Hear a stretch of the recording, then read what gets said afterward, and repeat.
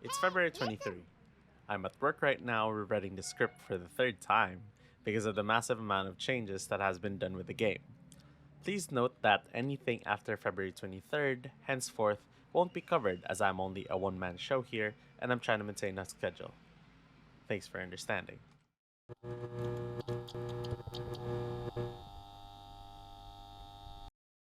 Humanity has and always has been striving to progress.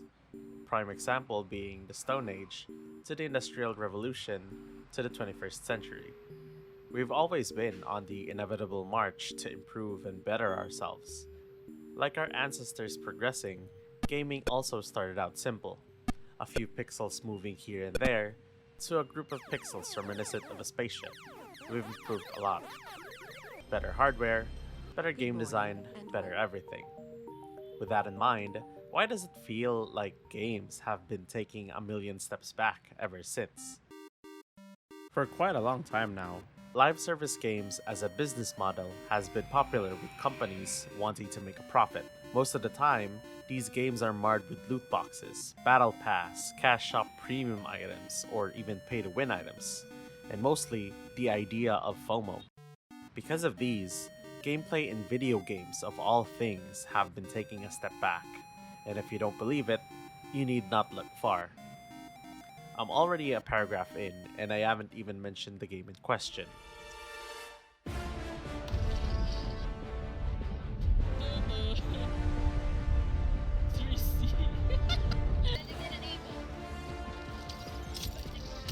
May laser dyan ah. Glacier ako.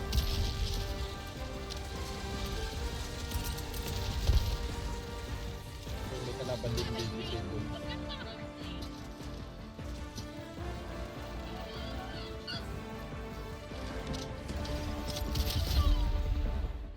So, why Helldivers 2? What makes it a shining beacon of hope across a vast sea of mediocrity? But before that, here's a challenge.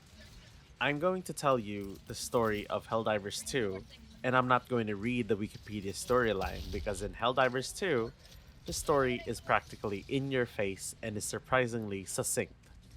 Here goes. You are a citizen of Super Earth in the far future.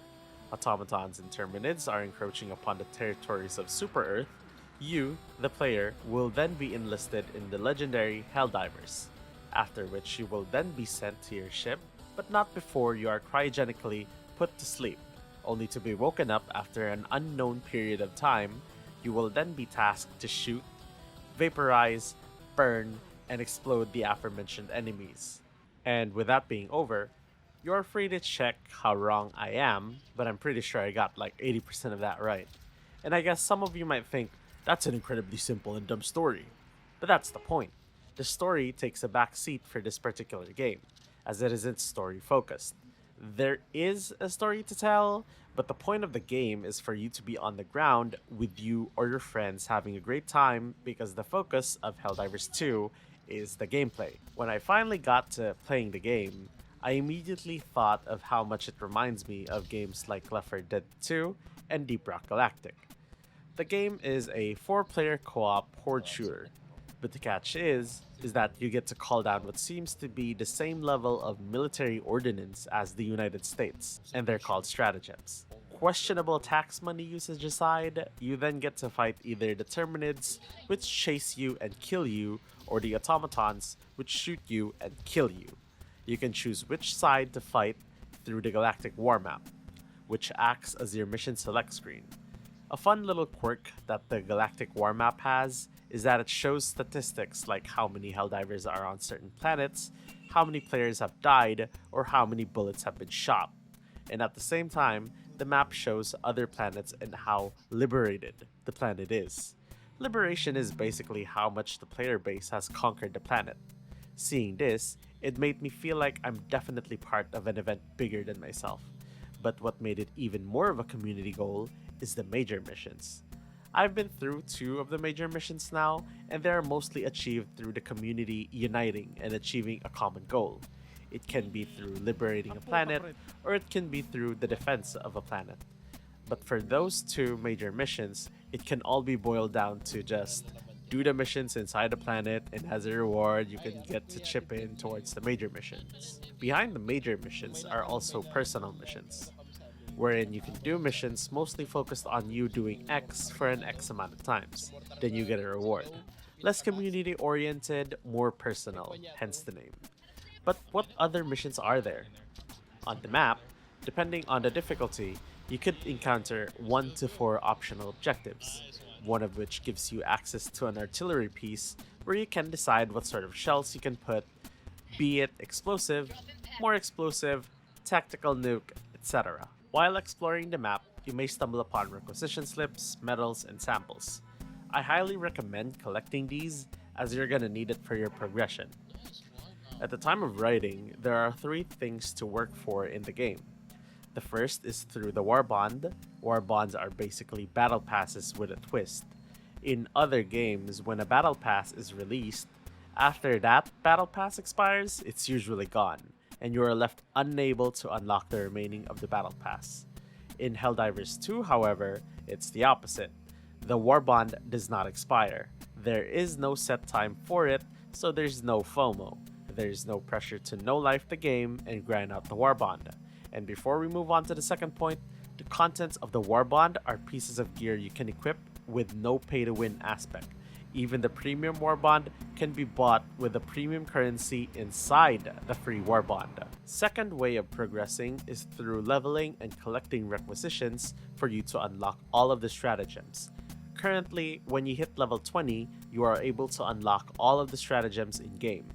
You just have to buy them with requisitions. Third is ship modules. Ship modules focus mainly on upgrading your stratagems. Upgrades can be reduced cooldowns, increased duration, and the like. It's a simple system that drives the gameplay loop and ropes you in even deeper towards the game.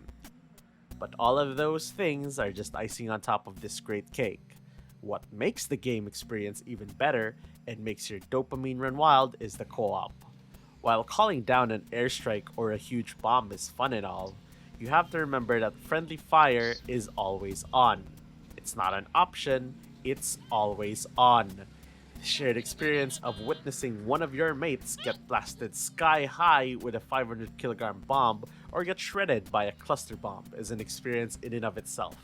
And there's the feeling of adrenaline rushing through your veins as enemies are swarming on all sides, and you are fighting for your survival while the voice chat is going crazy with everyone screaming, and then you have to remember that it's not all just shooting, because in this co-op horde shooter, there are enemies that require teamwork and coordination to take down. Now imagine that kind of enemy barreling down towards you, killing every single teammate you have in its path, while you and your team still have to take down the said horde swarming you in all directions. It makes finishing a mission, regardless of how difficult it is, a joyous and cathartic experience to say the least. A feeling I've been chasing for quite a long time now. If you could take anything away from all of this, it's that the game has soul. It doesn't feel like it was made out of corporate greed or because it just needed to exist. Instead, it makes you feel like the game exists for the sole purpose of delivering fun. And I can get behind that. Now, there are issues. It's not all sunshines and rainbows. The server stability has been a mess because of the amount of players wanting to play the game. Arrowhead Studios simply did not anticipate the huge influx of players. And because of that, you might encounter problems such as not being able to get requisitions and samples after a mission, settings on your character not saving, quick play not connecting you to a player, the join squad function not connecting you to the squad, players dropping in and out of existence because they got disconnected. Some bugs can even break the gameplay, such as spawning under the geometry, not being able to use your primary weapon so you are stuck with your secondary, not being able to heal yourself or your damaged limbs, leaving you with a slow debuff, all this and more. But you know what? I'm willing to forgive all of those bugs and errors, if it means that we can get games that are actual games. Remember that? When we used to have games be games and not a second job we had to maintain? Or something that felt like its only purpose for existing is to extort as much cash from you as possible. Hell, even the premium currency in the game can be farmed from the map itself. You just have to play the damn game. The CEO of Arrowhead Studios even said that games have to earn the right to monetize. And with a based CEO like that, how can you not buy their game? So prove to yourself that you have the strength and courage to be free. Join the Helldivers.